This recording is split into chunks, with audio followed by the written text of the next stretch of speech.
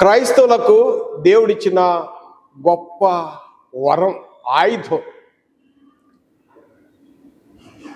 ఏంటంటే ప్రార్థన.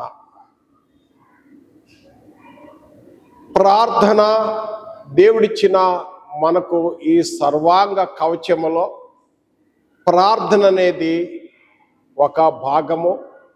ఆ ప్రార్థనలో ఉన్న 7 ప్రయోజనాలను వివరణ చేస్తున్నాను. ప్రార్థన ఎంత శక్తి అంటే, కొరింథీ రాసిన 2వ పత్రికలో 10వ అధ్యాయం 3-4 వచనాల్లో దుర్గములను పడద్రోయ జాలినంత, దుర్గాన్ని పడగొట్టే అంత బలం కలగది మనం ధరించుకున్న ఆయుధాలు. ఇది శరీర సంబంధమైనది కాదు, కోటలు దుర్గాలనే పడగొట్టే అంత శక్తి ప్రార్థనా శక్తి.